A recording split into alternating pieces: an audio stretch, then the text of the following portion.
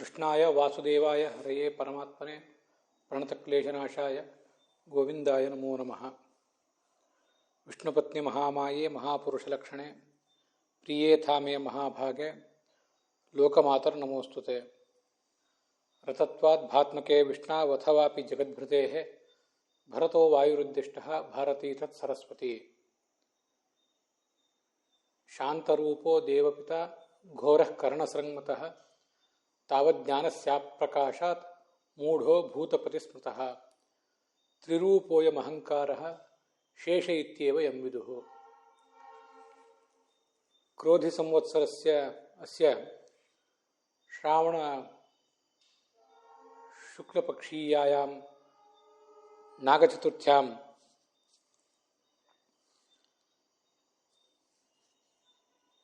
ಸರ್ವೇಭ್ಯಃ ಶ್ರೋತೃಭ್ಯಃ ಸಕುಟುಂಬೇಭ್ಯಃ ಸಪರಿವಾರೇಭ್ಯಃ ಶುಭಾಶಯಾಃ ನಮಸ್ಕಾರಾಶ್ಚ ಅತ್ರ ವ್ಯಾಹ್ರಿಯಂತೆ.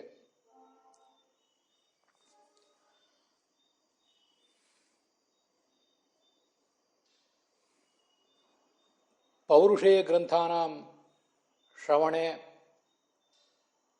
ಶ್ರದ್ಧಾಂ ಗರುಡಃ ದದಾತಿ. ತಾಂತ್ರಿಕೆ ಶೇಷರುದ್ರೌ ಚ ಅಪೌರುಷೇಯ ಗ್ರಂಥಾನಾಂ ಶ್ರವಣೆ ಶ್ರದ್ಧಾಂ ಗರುಡಃ ದದ್ಯಾತ್. ಪೌರುಷೇಯ ಗ್ರಂಥಾನಾಂ ತು ಶೇಷರುದ್ರೌ ಅಧ್ಯಯನೆ ಶ್ರವಣಂ ದದತಃ. ಅಪಿ ಚ ಶೇಷೋಸೌ ವ್ಯಾಖ್ಯಾನ ವಿಷಯಕ ಮನೋಭಿಮಾನಿ ಚ ಪರಿಗಣ್ಯತೆ. ಅಕ್ಷರಮಾಲಾಯಾಃ ಅಭಿಮಾನಿ ಚ ಅಯಂ ಛಂದಃ ಪುರುಷಃ ಇತಿ ಐತರೇಯೋಪನಿಷದಿ ಸ್ತೂಯತೆ. ತಸ್ಯ ಅಸ್ಯ ಶೇಷಸ್ಯ ನಾಗಸ್ಯ ಚತುರ್ಥ್ಯಾಂ ಭಾಗವತಸ್ಯ ಪ್ರಥಮಸ್ಕಂಧಸ್ಯ ಚತುರ್ಥೇ ಅಧ್ಯಾಯೇ ಪ್ರಥಮಂ ಶ್ಲೋಕಂ ಪ್ರಾರಭ್ಯ ಶ್ರೋತುಕಾಮಾಃ ಸರ್ವೇ ವಯಂ ಅತ್ರ ಉಪತಿಷ್ಠಾಮಹೆ ಇತಿ ಬ್ರುವಾಣಂ ಸಂಸ್ತೂಯ ಮುನೀನಾಂ ದೀರ್ಘಸತ್ರಿಣಾಂ ವೃದ್ಧಃ ಕುಲಪತಿಃ ಸೂತಂ ಬಫೃಚಃ ಶೌನಕೋಬ್ರವೀತ್ ಇತಿ ಆದ್ಯಃ ಅಯಂ ಶ್ಲೋಕಃ. ಎಲ್ಲ ಶ್ರೋತೃಗಳಿಗೂ ಕೂಡ ನಾಗಚತುರ್ಥಿ ಪರ್ವದ ಶುಭಾಶಯಗಳು ಮತ್ತು ನಮಸ್ಕಾರಗಳು. ಭಗವಾನ್ ಆದಿಶೇಷ ನಾಗಗಳ ಅಧಿಪತಿ. ಎಲ್ಲ ಸಾಧಕರಿಗೆ ಪೌರುಷೇಯ ಗ್ರಂಥಗಳ ಮತ್ತು ಅಪೌರುಷೇಯ ಗ್ರಂಥಗಳ ಅಧ್ಯಯನಕ್ಕೆ ಬೇಕಾದಂತಹ ಶ್ರದ್ಧೆಯನ್ನು ಕೊಡುವವರು ದೇವತೆಗಳು. ಅದರಲ್ಲಿ ಗರುಡನನ್ನು ವೇದ ಪುರುಷ ಅಂತ ವರ್ಣನೆ ಮಾಡಿದ್ದಾರೆ. ಅಪೌರುಷೇಯ ಗ್ರಂಥಗಳಾದ ವೇದಾದಿಗಳ ಶ್ರವಣಕ್ಕೆ ಬೇಕಾದ ಶ್ರದ್ಧೆಯನ್ನು ನಮಗೆ ಕೊಡುವವನೇ ಗರುಡ.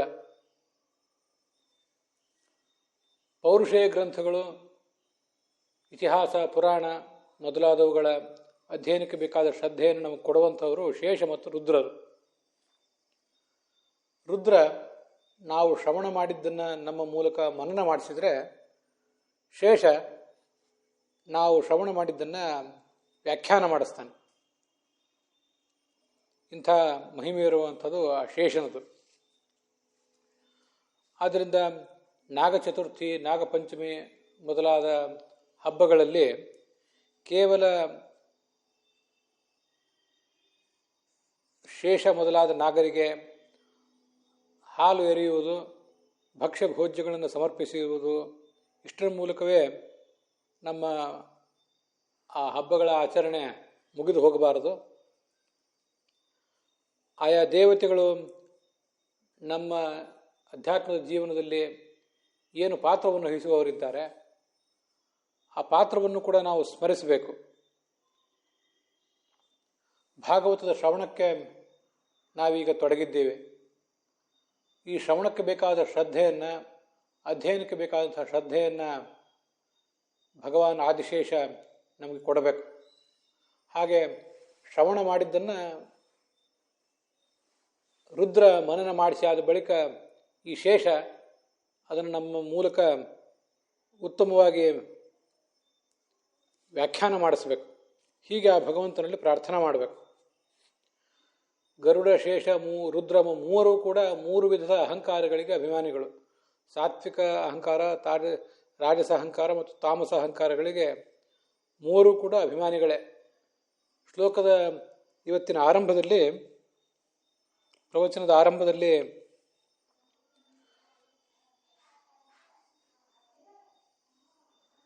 ಮೂರು ವಿಧದ ಅಹಂಕಾರದ ಅಭಿಮಾನಿಯಾದಂಥ ಆ ಶೇಷನ ಸ್ತೋತ್ರವು ಕೂಡ ಭಾಗವತ ತಾತ್ಪರ್ಯದಲ್ಲಿ ಏನಿದೆ ಅದನ್ನು ನಾವು ನೋಡಿದ್ದೇವೆ. ಇನ್ನು ಮುಂದೆ 4ನೇ ಸ್ಕಂಧದ ಅಧ್ಯಯನಕ್ಕೆ ಈಗ ನಾವು 4ನೇ ಅಧ್ಯಾಯ, 1ನೇ ಸ್ಕಂಧದ 4ನೇ ಅಧ್ಯಾಯ, ಅದರ ಶ್ರವಣಕ್ಕೆ ನಾವೀಗ ತೊಡಗಬೇಕು. ಇತಿ ಬ್ರುವಾಣಂ ಸಂಸ್ತೂಯ ಮುನೀನಾಂ ದೀರ್ಘಸತ್ರಿಣಾಂ ವೃದ್ಧ ಕುಲಪತಿ ಸೂತಂ ಬಫ್ರುಚಃ ಶೌನಕೋ ಬ್ರವೀತ್ ಅನ್ನೋದು ಆ ಮೊದಲ ಶ್ಲೋಕ. ಒಂದು ದೀರ್ಘಕಾಲದ ಯಜ್ಞವನ್ನು ಈ ಋಷಿಗಳೆಲ್ಲ ಪ್ರಾರಂಭಿಸಿದರು. ಆ ಎಲ್ಲ ಮುನಿಗಳಲ್ಲಿ ಜ್ಞಾನವೃದ್ಧನಾದವನು ಮತ್ತು ವಯೋವೃದ್ಧನಾದವನು ಮತ್ತು ಕುಲಪತಿ, ಆ ಗುರುಕುಲವನ್ನು, ಅಲ್ಲಿದ್ದ ವಿದ್ಯಾಪೀಠವನ್ನು ನಡೆಸ್ತಾ ಇರುವಂಥ ದೊಡ್ಡ ಕುಲಪತಿಗಳೇ ಈ ಶೌನಕರು. ಅವರು ಮೂಲತಃ ಋಗ್ವೇದದ ಸಂಪ್ರದಾಯದವರು, ಋಗ್ವೇದದಲ್ಲಿ ನಿಷ್ಣಾತರು ಕೂಡ. ಅದರಿಂದ ಅವರನ್ನು ಬಫ್ರುಚರು ಅಂತ ಹೀಗೆ ವರ್ಣನೆ ಮಾಡ್ತಾರೆ. ಅವರು ಈ ಸೂತರನ್ನು ಈ ಮುಂದಿನಂತೆ ಪ್ರಶ್ನಿಸಿದರಂತೆ. ಈ ಎಲ್ಲ ಶ್ಲೋಕಗಳಲ್ಲಿ ಹೆಚ್ಚಿನ ತತ್ವ ಏನೂ ಕಾಣಿಸೋದಿಲ್ಲ. ಆದ್ದರಿಂದ ಬೇರೆ ಬೇರೆ ವ್ಯಾಖ್ಯಾನಗಳನ್ನು ನಾವು ನೋಡಬೇಕಾದ ಅನಿವಾರ್ಯತೆಯೂ ಕೂಡ ಏನೂ ಇಲ್ಲ. ಆದರೂ ಕೆಲವು ಕಡೆ ಅದನ್ನು ಹೀಗೆ ಗಮನಿಸಬೇಕಷ್ಟೆ. ಕುಲಪತಿ ಅಂತ ಹೀಗೊಂದು ಶಬ್ದ ಬಂತು. ಕುಲಪತಿ ಅಂದರೆ ಸಾವಿರಾರು ಜನ ವಿದ್ಯಾರ್ಥಿಗಳಿಗೆ ಯಾರು ಅನ್ನ, ಆಹಾರ ಇತ್ಯಾದಿಗಳನ್ನು ಕೊಟ್ಟು ಸಲಗ್ತಾನೆ, ಅವನನ್ನು ಕುಲಪತಿ ಅಂತ ಹೇಳಬೇಕು ಅಂತ ಒಂದು ಕೋಶ ವರ್ಣನೆ ಮಾಡ್ತದೆ.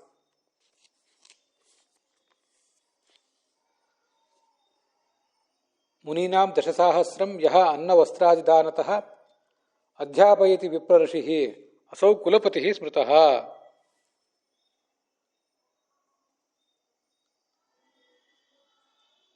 ಹತ್ತು ಸಾವಿರ ವಿದ್ಯಾರ್ಥಿಗಳಿಗೆ ಅನ್ನವಸ್ತ್ರಾದಿಗಳನ್ನು ಕೊಟ್ಟು ವಿದ್ಯಾದಾನವನ್ನು ಮಾಡುವಂಥ ಒಬ್ಬ ವ್ಯವಸ್ಥಾಪಕನಾದಂಥ ಬ್ರಹ್ಮರ್ಷಿ ಶ್ರೇಷ್ಠನನ್ನು ಕುಲಪತಿ ಅಂತ ವರ್ಣಿಸ್ತಾರೆ. ಅಂಥ ಕುಲಪತಿಗಳು ಇಲ್ಲಿ ಈಗ ನಾವು ನೋಡುವಂಥ ಶೌನಕರು. ಶೌನಕರು ಮತ್ತು ಸೂತರು ಇವರ ನಡುವೆ ನಡೆದಂಥ ಪ್ರಶ್ನೋತ್ತರ ಇದು ಈಗ ನಾವು ನೋಡ್ತಾ ಇರುವಂಥ ವಿಷಯ.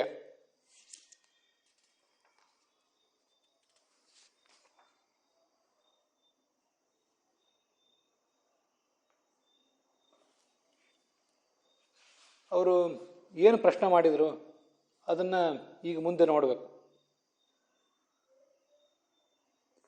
ದೀರ್ಘಕಾಲದ ಒಂದು ಯಜ್ಞ ಅಂತೂ ನಡೆದಿತ್ತು. ಆ ಯಜ್ಞದಲ್ಲಿ ನಡುವೆ ವಿರಾಮ ಇದ್ದಾಗ ಶಾಸ್ತ್ರದ ಪ್ರವಚನ ಮತ್ತು ಅದರ ಶ್ರವಣವು ಕೂಡ ನಡೀತಾ ಇತ್ತು. ಸೂತ ಮಹಾಭಾಗ ವದನೋ ವದತಾಂ ವರ ಕಥಾಂ ಭಾಗವತೀಂ ಪುಣ್ಯಾಂ ಯಾಮಾಹ ಭಗವಾನ್ ಶುಕಃ. ಸೂತ ಅಂತ ಅವನನ್ನು 2 ಬಾರಿ ಸಂಬೋಧನೆ ಮಾಡಿದ್ದಾರೆ. ಸೂತ ಇತಿ ತಾತ್ಪರ್ಯೇ ದ್ವಿರುಕ್ತಿ ಅಂತಾರೆ ವಿಜಯಧ್ವಜ ತೀರ್ಥರು. ನಾವು ಯಾರನ್ನಾದರೂ ತುಂಬ ಗೌರವದಿಂದ, ಅಕ್ಕರೆಯಿಂದ ಮಾತನಾಡಿಸುವಾಗ ಅಥವಾ ಸಂಬೋಧಿಸುವಾಗ ಅವರ ಹೆಸರನ್ನೇ 2 ಬಾರಿ ಹೇಳ್ತೇವೆ. ಅಥವಾ ಅವರನ್ನು ಹೇಳುವಂಥ ಒಂದು ಪದವಿ ನಾಮ, ಅವರ ಕಾರ್ಯದ ನಾಮ ಇಂಥದ್ದು ಯಾವುದಾದ್ರು ಇದ್ದರೆ ಅದನ್ನು 2 ಸರಿ ಹೇಳ್ತೇವೆ. ಹಾಗೆ ಸೂತ ಸೂತ ಅಂತ ಬಹಳ ಪ್ರೀತಿಯಿಂದ ಗೌರವದಿಂದ ಆ ಶೌನಕರು ಸೂತನನ್ನು ಮಾತಾಡಿಸ್ತಾ ಇದ್ದಾರೆ. ಹೀಗೆ ಗೌರವ ಪ್ರೀತಿ ಇತ್ಯಾದಿಗಳಿದ್ದಾಗ ದ್ವಿರುಕ್ತಿ ಮಾಡಬೇಕು ಅಂತನ್ನುವುದು ಒಂದು ವಿಚಾರ. ಅಥವಾ ಸೂತ ಸೂತ ಅಂತ ಎರಡು ಶಬ್ದಗಳೇನಿವೆ, ಅಲ್ಲಿ ಒಂದಕ್ಕೆ ಸೂತ ಸೂತ ಜಾತಿಯಲ್ಲಿ ಹುಟ್ಟಿದವನು ಅಂತ ಅದರ ಅರ್ಥ ಆಗ್ತದೆ. ಇನ್ನೊಂದಕ್ಕೆ ಸೂತಕ್ಕೆ ಏಕತ್ರ ಪುಣ್ಯಕರ್ಮ ವಾಸನ ಇತಿ ವಾ ಅಂತ ವಿಜಯಧ್ವಜರು ಬರೆದಿದ್ದಾರೆ.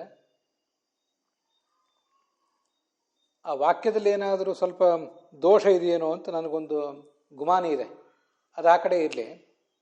ಸೂತ ಅಂದರೆ ಏನು ಅರ್ಥ ಅನ್ನೋದನ್ನು ನೋಡಿದರೆ ಆ ವಿಜಯಧ್ವಜ ತೀರ್ಥರು ಹೇಳಿದ ಮಾತುಗಳಿಗೆ ಒಂದು ಸ್ವಲ್ಪ ನಮಗೆ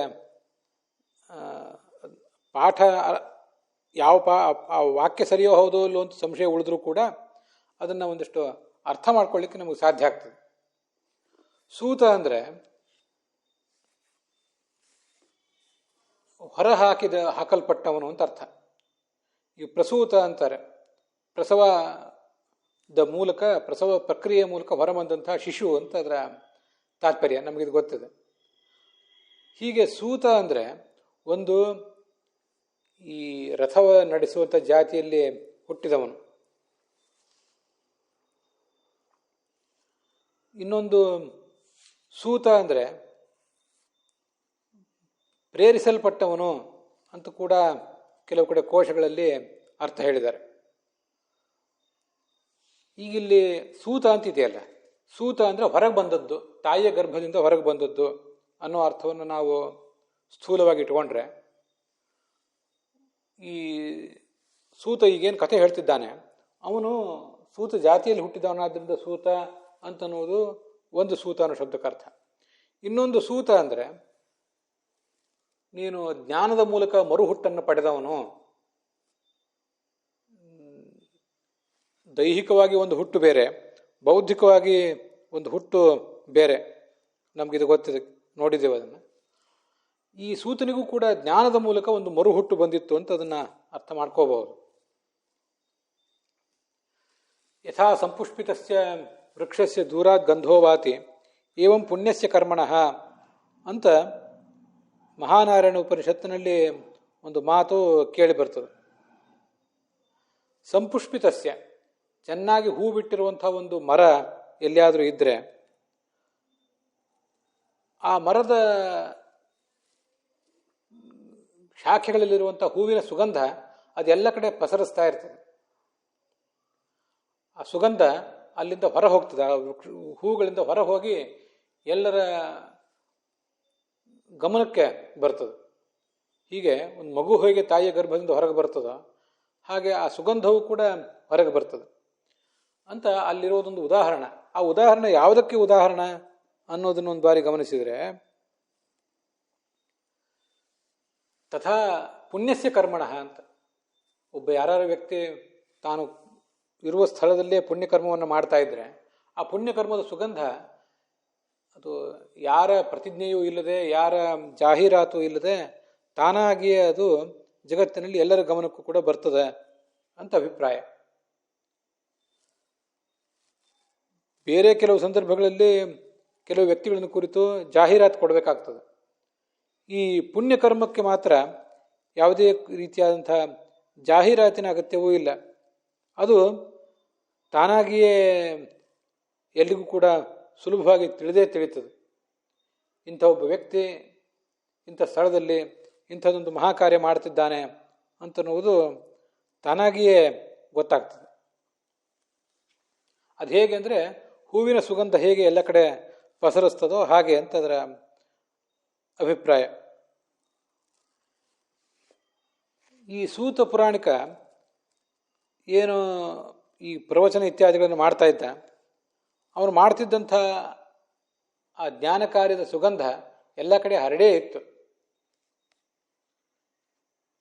ಆದ್ದರಿಂದ ಸೂತ ಆ ಸುಗಂಧ, ಜ್ಞಾನದ ಸುಗಂಧ ಎಲ್ಲ ಕಡೆ ಹರಡಿದ್ದರಿಂದ, ಎಲ್ಲ ಕಡೆ ಹರಡುವಂಥ ಜ್ಞಾನದ ಸುಗಂಧವುಳ್ಳಂಥ ಪ್ರವಚನ ಅವನು ಮಾಡ್ತಿದ್ದರಿಂದ ಅವನನ್ನು ಸೂತ ಅಂತ ಹೇಳಿದ್ದಾರೆ. ಪುಣ್ಯಕರ್ಮದ ವಾಸನ, ಪುಣ್ಯಕರ್ಮ ಅನ್ನೋ ಶಬ್ದ ಇಲ್ಲಿದೆಯಲ್ಲ ವಿಜಯಧ್ವಜರ ವ್ಯಾಖ್ಯಾನದಲ್ಲಿ, ಅದು ಮಹಾನಾರಾಯಣ ಉಪನಿಷತ್ತಿಂದ ಇದ್ದಿರಬೇಕು. ಹೀಗೆ ನಂದೊಂದು ಆಲೋಚನೆ ಮಾತ್ರ ಅಷ್ಟೆ. ಆದ್ದರಿಂದ ಅಲ್ಲಿ ಪಾಠ ಯಾವುದು ಅಂತ ನಮಗೆ ಸ್ಪಷ್ಟವಾಗಿ ಗೊತ್ತಾಗದೆ ಹೋದರೂ ಕೂಡ ಅಲ್ಲಿ ಪುಣ್ಯಕರ್ಮ ವಾಸನ ಅನ್ನೋ ಮಾತಿನಿಂದ ಈ ಸೂತ ಆಚಾರ್ಯ ಮಾಡ್ತಿದ್ದಂಥ ಏನು ಪ್ರವಚನ ಇದೆ, ಆ ಪ್ರವಚನದ ಜ್ಞಾನದಾನದ ಸುಗಂಧ ಎಲ್ಲ ಕಡೆ ತಾನಾಗಿಯೇ ಹರಡ್ತಾ ಇತ್ತು ಅಂತ ಹೀಗೆ ನಾವು ಅದನ್ನು ತಿಳಿದುಕೊಳ್ಬಹುದು. ಅದಕ್ಕಾಗಿ ಸೂತ ಅಂತ ಹೇಳಿದ್ದಾರೆ. ಸೂತ ಜಾತಿಯಲ್ಲಿ ಹುಟ್ಟಿದವನೇ, ಆದರೂ ಕೂಡ ನಿನ್ನ ಜ್ಞಾನದ ಪ್ರಭಾವವನ್ನು ಎಲ್ಲ ಕಡೆ ಪಸರಿಸಿದವನೇ ಅಂತ ಹೀಗೆ ಅದರ ಅರ್ಥ ನಾವು ತಿಳ್ಕೊಳ್ಬಹುದು. ಮತ್ತು ಮಹಾಭಾಗ ಅಂತಿದೆ. ನೀನೊಬ್ಬ ಮಹಾಭಾಗ, ದೊಡ್ಡ ಭಾಗ್ಯವುಳ್ಳವನು. ನೀನು ಸ್ವಯಂ ದೊಡ್ಡ ಭಾಗ್ಯವುಳ್ಳವನು ಅಲ್ಲದೆ ನಿನ್ನ ಸಮೀಪಕ್ಕೆ ಬಂದವರಿಗೂ ಕೂಡ ಮಹಾಭಾಗವನ್ನು ಕೊಡುವಂಥವನು ನೀನು. ಆದ್ದರಿಂದ ನೀನು ಮಹಾಭಾಗ ಅಷ್ಟೆ. ಹೀಗೂ ಒಂದು ಅರ್ಥ ಹೇಳ್ಬೋದು. ಕಥಾಂ ಭಾಗವತೀಂ ಪುಣ್ಯಾಂ, ಪುಣ್ಯಕರವಾದ ಭಗವಂತನ ಕಥೆಯನ್ನು ಹೇಳು. ಯಾಮಾಹ ಭಗವಾನ್ ಶುಕಃ, ಭಗವಾನ್ ಶುಕಾಚಾರ್ಯ ಈ ಕಥೆಯನ್ನು ಹೇಳಿದ್ನಲ್ಲ, ಅದನ್ನು ಆ ಕಥೆಯನ್ನು ನೀನೀಗ ನಮಗೆ ವರ್ಣಿಸಬೇಕು.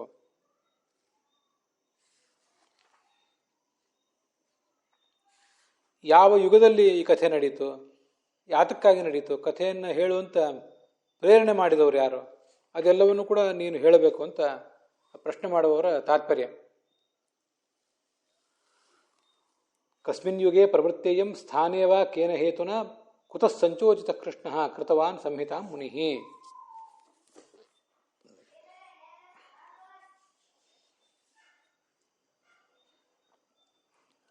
ಈ ಪುರಾಣ ರಚನೆ ನಡೆದುದು ಯಾವ ಯುಗದಲ್ಲಿ, ಯಾವ ಕಾರಣದಿಂದ? ಕುತಃ ಸಂಚೋಚಿತ, ಈ ವೇದವ್ಯಾಸರಿಗೆ ಪ್ರೇರಣೆ ಅಂತೂ ಸಿಕ್ಕಿತು. ಯಾರಿಂದ ಸಿಕ್ಕಿತು, ಯಾವ ಕಾರಣಕ್ಕಾಗಿ ಸಿಕ್ಕಿತು? ಅದಾದಮೇಲೆ ಈ ಸಂಹಿತೆಯನ್ನು ಅವರು ರಚನೆ ಮಾಡಿದ್ರಲ್ಲ, ಸಂಹಿತ ಅಂದರೆ ಒಂದು ದೊಡ್ಡ ಗ್ರಂಥ ಅಂತ ಅಭಿಪ್ರಾಯ. ಇದಕ್ಕೆಲ್ಲ ಮೂಲ ಪ್ರೇರಣೆ ಏನು, ಹಿನ್ನೆಲೆ ಏನು, ಅದನ್ನು ವರ್ಣನೆ ಮಾಡಿರಿ. ತಸ್ಯ ಪುತ್ರೋ ಮಹಾಯೋಗಿ ಸಮದೃಕ್ ನಿರ್ವಿಕಲ್ಪಕಃ ಏಕಾಂತಗತಿ ದುನ್ನಿಧ್ರ ಗೂಢೋ ಮೂಢ ಇವೇಯತೆ. ಆ ಶುಕಾಚಾರ್ಯನ ಸ್ವಭಾವವನ್ನು ತಿಳಿಸುವಂಥ ತುಂಬ ಸುಂದರವಾದಂಥ ಒಂದು ಶ್ಲೋಕ ಇದು. ಸಮದರ್ಶನ, ಸರ್ವತ್ರ ಎಲ್ಲ ಕಡೆ ಬ್ರಹ್ಮನನ್ನೇ ಕಾಣುವವನು ಅಂತ ಅದರ ತಾತ್ಪರ್ಯ. ಸರ್ವತ್ರ ಸಮಂ ಬ್ರಹ್ಮ ಪಶ್ಯನ್ ಅಂತ ರಾಧಾಕೃಷ್ಣರ ವ್ಯಾಖ್ಯಾನ ಇದೆ. ಸಮದರ್ಶನ ಅಂತ ಅನ್ನೋದನ್ನ ಸಮಂ ಬ್ರಹ್ಮ ಸರ್ವತ್ರ ಪಶ್ಯತಿ, ಇದು ಶ್ರೀಧರ ಸ್ವಾಮಿಗಳ ಅರ್ಥ.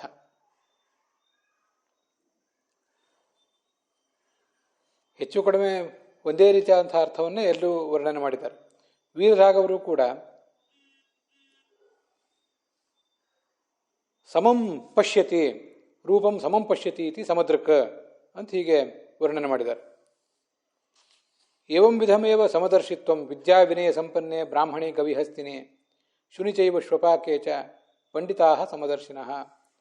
ಪಂಡಿತರು ಎಲ್ಲ ಕಡೆ ಸಮಾನನಾದಂಥ ಭಗವಂತನನ್ನು ಕಾಣ್ತಾರೆ.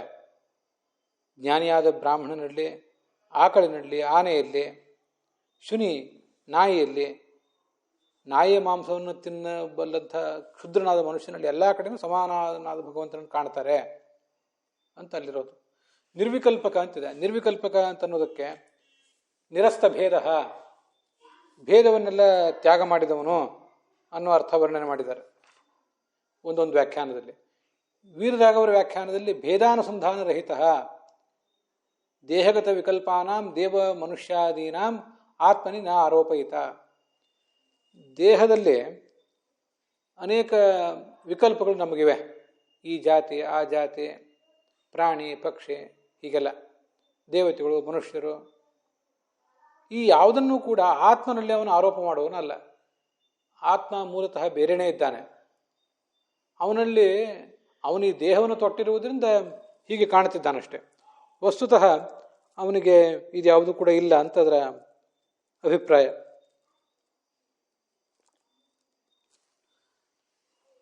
ಇದು ಆ ನಿರ್ವಿಕಲ್ಪಕ ಅಂತ ಅನ್ನೋದಕ್ಕೆ ಅರ್ಥ. ಏಕಾಂತಮತಿ ವೀರರಾಘವರು ಹೇಳುವಂಥ ವ್ಯಾಖ್ಯಾನಗಳಿವೆಲ್ಲ. ಏಕಾಂತ ಅವ್ಯಭಿಚಾರಿಣಿ ನಿಶ್ಚಿತ ಮತಿ ಭಗವಂತನ ಕುರಿತಾದ ಅವನ ತತ್ವಜ್ಞಾನ ಅದು ಯಾವತ್ತೂ ಕೂಡ ವ್ಯಭಿಚಾರಿಯಾದ ತತ್ವಜ್ಞಾನ ಅಲ್ಲ. ಹೊಯ್ದಾಟ, ಸಂಶಯದ ಹೊಯ್ದಾಟ ಇತ್ಯಾದಿಗಳಿಲ್ಲದೇ ಇರುವಂಥ ತತ್ವಜ್ಞಾನ ಒಂದು. ಉನ್ನಿದ್ರಹ ಅಂದರೆ ನಿದ್ರೆಯನ್ನು ಬಿಟ್ಟವನು, ಜಾಗರೂಕನಾದವನು. ಜಾಗರೂಕನಾಗುವುದು ಅಂದರೆ ಎಚ್ಚರ ಇರುವುದು ಅಂತ ಅರ್ಥ. ಎಚ್ಚರ ಇರುವುದು ಅಂದ್ರೆ ಏನರ್ಥ? ಯಾನಿಷಾ ಸರ್ವಭೂತಾನಾಂ ತಸ್ಯಾಂ ಜಾಗರ್ತಿ ಸಂಯಮಿ. ಈ ಕತ್ತಲು ಮತ್ತು ಬೆಳಕು ಅಂದರೆ, ಕತ್ತಲು ಅಂದರೆ ಜ್ಞಾನ, ಕತ್ತಲು ಅಂದರೆ ಅಜ್ಞಾನ, ಬೆಳಕು ಅಂದರೆ ಜ್ಞಾನ, ನಮಗಿದೆಲ್ಲ ಗೊತ್ತಿದೆ. ಹಾಗೆ ಹಗಲು ಅಂದರೆ ಜ್ಞಾನ, ರಾತ್ರಿ ಅಂದರೆ ಅಜ್ಞಾನ. ಈ ಜಗತ್ತಿನಲ್ಲಿರುವಂತಹ ಅನೇಕಾನೇಕ ಜೀವಗಳಿಗೆ ನಿಶಾ, ಯಾವುದೊಂದು ಯಾವ ಸಂಗತಿ ಅನ್ನೋದು ಅಜ್ಞಾನದಂತೆ ಇದೆಯೋ, ಯಾವುದರ ಬಗ್ಗೆ ಇವರೆಲ್ಲ ಅಜ್ಞಾನವನ್ನು ಪಡ್ಕೊಂಡಿದ್ದಾರೋ ಅದರ ಬಗ್ಗೆ ಇವನು ಮಾತ್ರ ಯಾವತ್ತೂ ಕೂಡ ಎಚ್ಚರಿಕೆಯಿಂದಿದ್ದಾನೆ. ಇವನು ಯಾವತ್ತೂ ಅದ್ರ ಬಗ್ಗೆ ಎಚ್ಚರವನ್ನು ಕಳ್ಕೊಂಡವನಲ್ಲ ಅಂತ ಅದರ ಅಭಿಪ್ರಾಯ.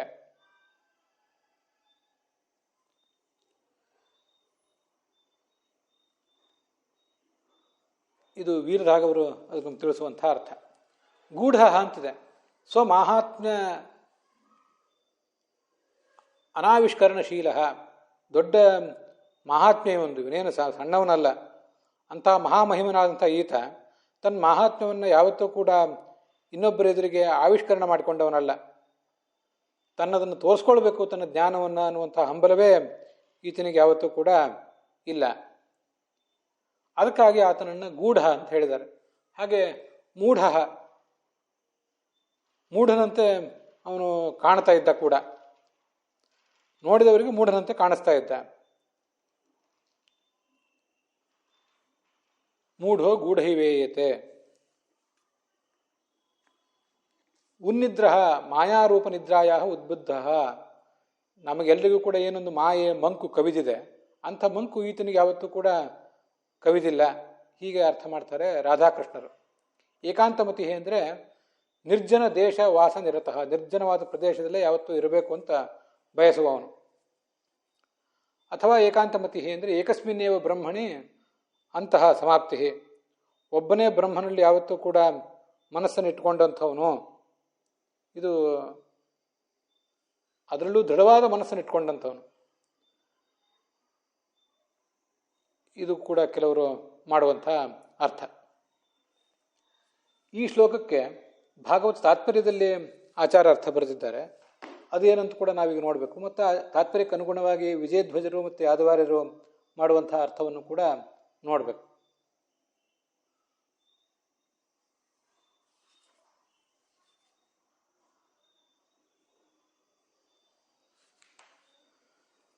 ನಿರ್ವಿಕಲ್ಪಕ ಮದೀಯಂ ತದೀಯಮಿತಿ ಭೇದಂ ಅಪಹಾಯ ಸರ್ವಂ ಈಶ್ವರಾಧೀನಮಿತಿ ವಿಜ್ಞಾಯ ಸ್ಥಿತಃ. ಇದು ಆಚಾರ್ಯ ಹೇಳುವಂಥ ಅರ್ಥ. ನಮಗೆಲ್ರಿಗೂ ಕೂಡ ಇದು ನನ್ನದು, ಅದು ನನ್ನದಲ್ಲ ಅನ್ನುವಂಥ ಅನೇಕ ವಿಕಲ್ಪಗಳಿವೆ. ಈ ಯಾವ ವಿಕಲ್ಪವೂ ಕೂಡ ಆ ಶುಕಾಚಾರ್ಯನಿಗೆ ಇರಲಿಲ್ಲ. ಅದು ಬಹಳ ಮಹತ್ವದ್ದು. ನಮಗೆ ನಮ್ಮ ಸಂಪತ್ತು, ಇದು ನನ್ನ ಮನೆಯ ಮಠ, ನನ್ನ ಬಂಧು ಬಾಂಧವರು ಅನ್ನುವಂಥ ಒಂದು ಗ್ರಹಿಕೆ ಇದೆ. ನನ್ನದು ಅಲ್ಲದೇ ಇದ್ದದ್ರ ಬಗ್ಗೆ ನಾನು ಯಾವತ್ತೂ ಅಭಿಮಾನ ತೋರಿಸೋದಿಲ್ಲ. ಅದರ ಬಗ್ಗೆ ಯಾವುದೇ ಆಸಕ್ತಿ, ಕಾಳಜಿ, ಅನುಬಂಧವನ್ನು ಕೂಡ, ಅಟ್ಯಾಚ್ಮೆಂಟನ್ನು ಕೂಡ ನಾನು ತೋರಿಸೋದಿಲ್ಲ. ನನ್ನದ್ರ ಬಗ್ಗೆ ಮಾತ್ರ ನಾನು ತೋರಿಸ್ತೇನೆ. ಯಾಕೆಂದರೆ ನನಗೇನಾದರೂ ಸುಖ ಆಗುವುದಿದ್ರೆ, ನನಗೇನಾದರೂ ಅನುಕೂಲ ಆಗುವುದಿದ್ರೆ ನನ್ನವರಿಂದ ಆಗಬೇಕು ಅಂತ. ಹೀಗೆ ಇದು ನನ್ನದು, ಅದು ನನ್ನದಲ್ಲ.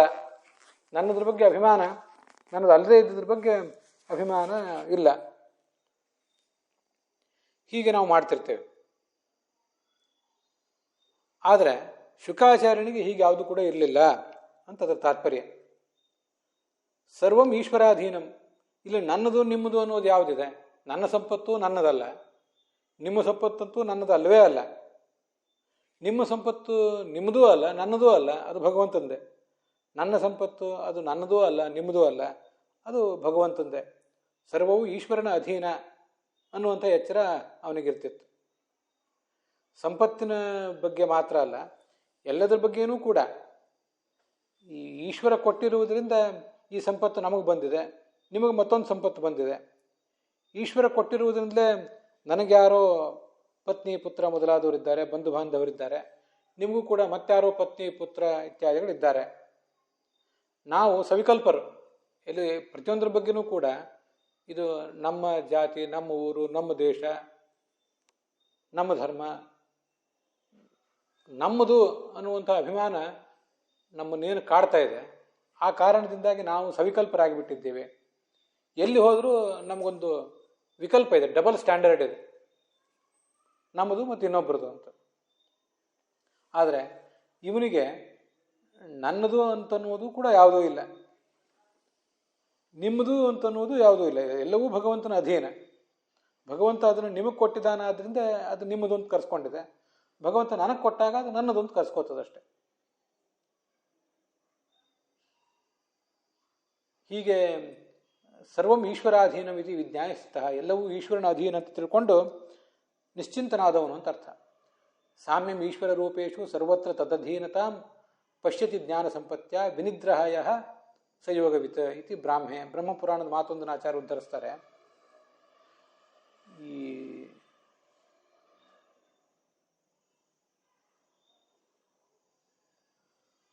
ವಿನಿದ್ರ ಅಂದ್ರೆ ಏನರ್ಥ? ವಿನಿದ್ರ ಅನ್ನೋ ಶಬ್ದಕ್ಕೆ ಮಾಯಾರೂಪವಾದಂಥ ನಿದ್ರೆ ರಹಿತನಾದವನು, ಈ ಎಲ್ಲ ಅರ್ಥವನ್ನು ನಾವು ನೋಡಿದ್ದೀವಿ ಈಗಾಗಲೇ. ವಿನಿದ್ರ ಅಂದ್ರೂ ಉನ್ನಿದ್ರ ಅಂದ್ರೂ ಒಂದೇ ಅರ್ಥ. ಯಾವ ವಿಷಯದಲ್ಲಿ, ಯಾವ ಅಧ್ಯಾತ್ಮದ ವಿಷಯದಲ್ಲಿ ಜಗತ್ತು ಅಜ್ಞಾನಿಯಾಗಿದೆಯೋ ಆ ವಿಷಯದಲ್ಲಿ ಈತ ಯಾವತ್ತೂ ಕೂಡ ಜಾಗರೂಕನಾಗಿದ್ದಾನೆ. ಜಗತ್ತಿಗೆ ಯಾವುದು ಬೇಡವೋ ಅದು ಇವನಿಗೆ ಅತ್ಯಂತ ಅಗತ್ಯವಾಗಿದೆ, ಹೀಗಾದ್ರ ಅರ್ಥ. ಅದನ್ನೇ ಸ್ವಲ್ಪ ಹಿಗ್ಗಿಸಿ ಹೀಗೆ ಬರೆದಿದ್ದಾರೆ. ಸಾಮ್ಯಂ ಈಶ್ವರ ರೂಪೇಶು, ಅನೇಕ ಭಗವಂತನ ರೂಪಗಳನ್ನು ಇವರೆಲ್ಲ ಈ ಜ್ಞಾನಿಗಳಾದವರು ಕೂಡ ನೋಡ್ತಿರ್ತಾರೆ. ಹಾಗೆ ನೋಡುವವರು ಆ ಎಲ್ಲ ಭಗವಂತನ ರೂಪಗಳು ಅಭಿನ್ನ ಅಂತ ತಿಳಿತಾರೆ. ಸರ್ವತ್ರ ತದಧೀನತ, ನಮ್ಮ ಎದುರಿಗಿರುವಂಥ, ನಮ್ಮ ಸಂಪರ್ಕಕ್ಕೆ ಬರುವಂಥ ಪ್ರತಿಯೊಂದು ಜಡವು ಚೇತನವು ಹೀಗೆ ಎಲ್ಲವೂ ಕೂಡ ಆ ಭಗವಂತನ ಅಧೀನವೇ ಆಗಿದೆ ಅಂತ ಅವನು ಚಿಂತಿಸ್ತಾನೆ. ಪಶ್ಯತಿ ಜ್ಞಾನ ಸಂಪತ್ಯ, ಜ್ಞಾನದ ಸಂಪತ್ತಿಯ ಮೂಲಕ ಹೀಗೆ ಅವನು ಅದೆಲ್ಲವನ್ನು ತಿಳ್ಕೋತಾನೆ. ಅಂಥವನನ್ನ ವಿನಿದ್ರ ಅಂತ ಹೀಗೆ ಹೇಳಬೇಕು. ವಿನಿದ್ರಾಯ ಸ ಯೋಗವಿತ್. ನಮಗೆ ಈ ಯೋಗ ಅಂದರೆ ಪರಮಾತ್ಮನನ್ನು ಪಡೆಯುವಂಥ, ಪರಮಾತ್ಮನ ಸಾಕ್ಷಾತ್ಕಾರಕ್ಕೆ ಕಾರಣವಾದಂಥ ಒಂದು ಜ್ಞಾನೋಪಾಯ ಏನಿದೆ, ಆ ಜ್ಞಾನೋಪಾಯವನ್ನು ಯೋಗ ಅಂತ ಹೇಳ್ತಾರೆ. ಆ ಜ್ಞಾನದ ಉಪಾಯವನ್ನು ನಾವು ಅಳವಡಿಸ್ಕೊಳ್ಬೇಕಾದ್ರೆ, ಜ್ಞಾನದ ಉಪಾಯವನ್ನು ತಿಳ್ಕೊಳ್ಬೇಕಾದ್ರೆ ಮೊದಲನೇದಾಗಿ ವಿಕಲ್ಪಗಳನ್ನು ಮೀರಿ ನಿಲ್ಲಬೇಕು.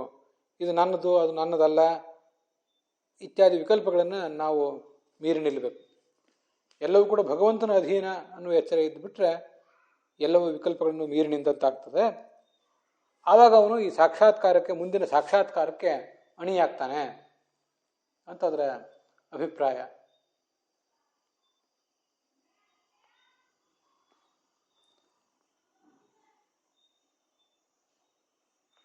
ಅತಏವ ಉದ್ಗತ ನಿದ್ರಾ ಅಜ್ಞಾನಾದಿ ದೋಷಂ ಪರಂಪರಾ ಯಸ್ಮಾತ್ ಸಹ. ನಿದ್ರಾ ಅಂದರೆ ಅಜ್ಞಾನ ಮೊದಲಾದ ದೋಷಗಳ ಪರಂಪರೆ, ಅದರಿಂದ ರಹಿತನಾದವನು ಅಂತ ಅದರ ಅರ್ಥ. ಗೂಢನಾಗಿದ್ದಾನೆ, ಅಜ್ಞನಂತೆ ಕಾಣಿಸ್ಕೋತಾ ಇದ್ದಾನೆ. ಭಸ್ಮನ ಅವಗುಂಠಿತ ಅಗ್ನಿರಿವ, ಭಸ್ಮದಿಂದ ಮುಚ್ಚಲ್ಪಟ್ಟಂತಹ ಅಗ್ನಿಯಂತೆ ಇವನು ಕೂಡ ಕಾಣಿಸ್ತಾ ಇದ್ದಾನೆ. ಒಳಗೆ ಅಗ್ನಿ ಇದೆ ಅಂತ, ಭಸ್ಮದಿಂದ ಮುಚ್ಚಲ್ಪಟ್ಟಂತಹ ಅಗ್ನಿಯಂತೆ ಅಂತ ಕಾಣಬೇಕಾದ್ರೆ ಒಳಗಿರುವ ಜ್ಞಾನದ ಅರಿವಾದರೂ ಕೆಲವರಿಗಾದರೂ ಇರಬೇಕು. ಕೆಲವರಿಗಿತ್ತು, ಆದರೆ ಬಹುತೇಕ ಜನ ಪಾಮರರಿಗೆ ಈ ಶುಕಾಚಾರ್ಯನಿಗಿರುವಂಥ ಜ್ಞಾನದ ಆಳ ಅಗಲ ಇದ್ರ ಬಗ್ಗೆ ಒಂದು ಪರಿಚಯವೇ ಇರಲಿಲ್ಲ ಅಂತ ಅದರ ಅಭಿಪ್ರಾಯ.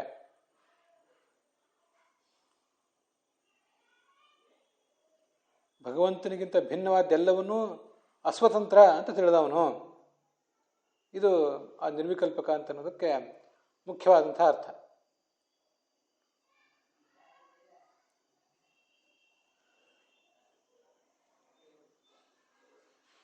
ಸ್ಥಿತಃ ಏಕಾಂತಗತಿ ಉನ್ನಿದ್ರಃ ಸ್ಥಿತಃ ಮೂಢಃ ಗೂಢಃ ಇವೇಯತೆ. ದೃಢವಾಗಿ ಆ ಭಗವಂತನ ತತ್ವಜ್ಞಾನದಲ್ಲಿ ಇದ್ದವನು ಅಂತ ಅದರ ಅರ್ಥ. ಸಮುದ್ರಕ್ ಅಂತ ಶ್ಲೋಕದಲ್ಲಿ, ಭಾಗವತ ಶ್ಲೋಕದಲ್ಲಿ ಕೆಲವು ಶಬ್ದಗಳಿವೆ. ಸಮುದ್ರಕ್ಕೆ ಮೊದಲಾದ ಶಬ್ದಗಳಿವೆ. ಆ ಸಮುದ್ರಕ್ಕೆ ಮೊದಲಾದ ಶಬ್ದಗಳನ್ನು ಸಾಮ್ಯಂ ಈಶ್ವರ ರೂಪೇಶು ಅಂತ ಭಾಗವತ ತಾತ್ಪರ್ಯ ವ್ಯಾಖ್ಯಾನ ಮಾಡಿದೆ. ಭಾಗವತದಲ್ಲಿಯೂ ಭಾಗವತ ತಾತ್ಪರ್ಯ ಉದ್ಧರಿಸಿರುವಂಥ ಬ್ರಹ್ಮಪುರಾಣಾದಿಗಳ ಶ್ಲೋಕಗಳಿಗೂ ಕೂಡ ಹೀಗೊಂದು ಸಮಾನತೆಯನ್ನು ನಾವಲ್ಲಿ ಕಾಣಬೇಕು.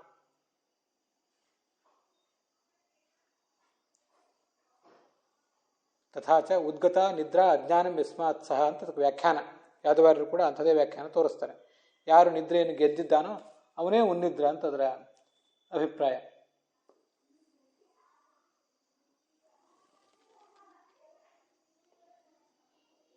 ಈ ವ್ಯಾಸನ ಪುತ್ರ ಇವನು ಅಂಥ ಸಮದರ್ಶನ ಉಳ್ಳವನು.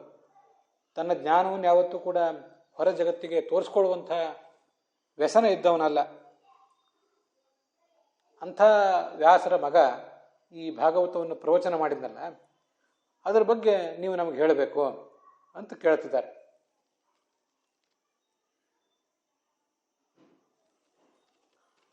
ಹೀಗೆ ಇವತ್ತಿನ ದಿವಸ ನಾವು ನೋಡಿದ್ದು ಈ 4ನೇ ಶ್ಲೋಕ, 3ನೇ ಸ್ಕಂದದ 1ನೇ ಸ್ಕಂದದ 4ನೇ ಅಧ್ಯಾಯದ 4 ಶ್ಲೋಕಗಳವರೆಗೆ ನಾವು ಶ್ರವಣ ಮಾಡಿ ಮುಗಿಸಿದ್ದೀವಿ. ಅಲ್ಲಿಗೆ ಇವತ್ತಿನ ಈ ಭಾಗ ಸಮಾಪ್ತವಾಗಿದೆ. ಹುಸಿಯ ನಾಡಿ ಹೊಟ್ಟೆ ಹೊರೆವ ವಿಷಯದಲ್ಲಿ ರಸಿಕನೆಂದು ಹುಸಿಗೆ ಹಾಕದಿರೋ ಎನ್ನ ಶ್ರೀಕೇಶನೇ, ಈಶನಿನ್ನ ಚರಣ ಭಜನೆ ಆಸೆಯಿಂದ ಮಾಡುವೆ, ದೋಷ ರಾಶಿ ನಾಶ ಮಾಡು ಶ್ರೀ ಕೇಶವ. ಶ್ರೀಕೃಷ್ಣಾರ್ಪಣ ವಸ್ತು.